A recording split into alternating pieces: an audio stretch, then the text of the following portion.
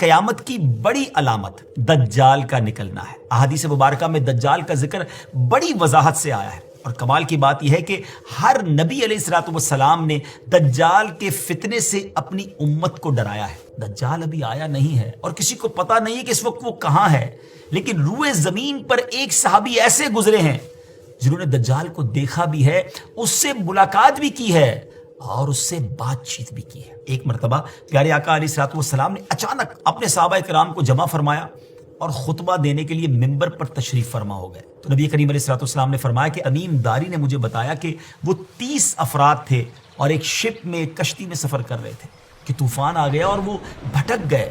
تقریباً مہینہ بھر وہ سمندر میں گھومتے رہے اور ایک دن سورج غروب ہونے کے وقت ایک نامعلوم آئلینڈ پر پہنچے۔ انہیں وہاں سیاہ رنگ کی مخلوق نظر آئی جس کے جسم پر بال بہت زیادہ تھے۔ انہوں نے اس سے پوچھا کہ تم کون ہو؟ اس نے کہا میں جاسوس ہوں۔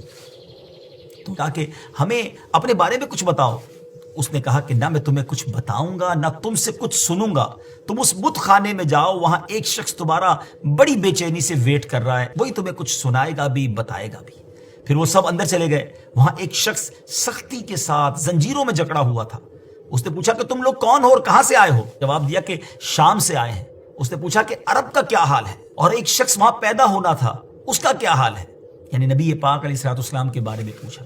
صحابہ کرام نے کہا کہ وہ اچھے حال میں ہیں اور ابتدا میں ان کی مخالفت ہوئی مگر اب تو تمام عرب پر وہ غالب ہو گئے ہیں۔ اس نے کہا اچھا زغر کے چشمے کا کیا حال ہے؟ انہوں نے جواب دیا کہ وہ بھی اچھی حالت میں ہے، لوگ اس سے پانی پیتے ہیں، اس سے کھیتی باڑی بھی کرتے ہیں۔ پھر اس نے پوچھا کہ عمان اور بیسان کی کھجوروں کا کیا حال ہے؟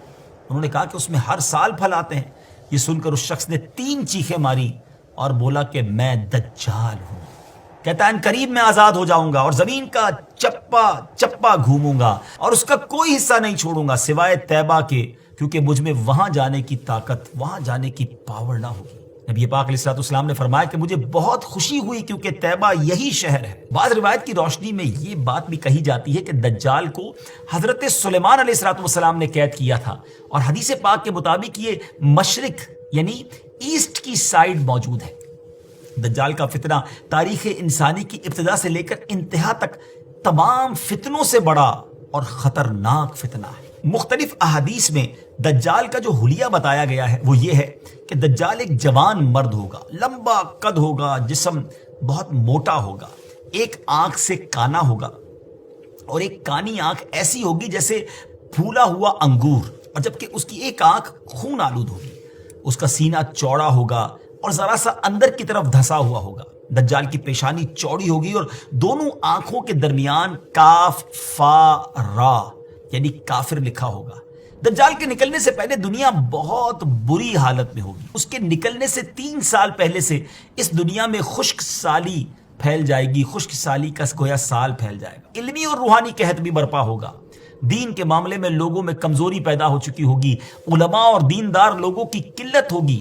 تب دجال ایسٹ کی سائڈ سے اصبہان یا خراسان نامی شہر سے نکلے گا اور زمین پر 40 دن رہے گا، جن میں سے ایک دن 1 سال کے برابر ہوگا، اور ایک دن 1 ماہ کے برابر، اور اگلا دن 1 ہفتے کے برابر، جبکہ باقی دن سال کے عام دنوں کی طرح ہوں گے۔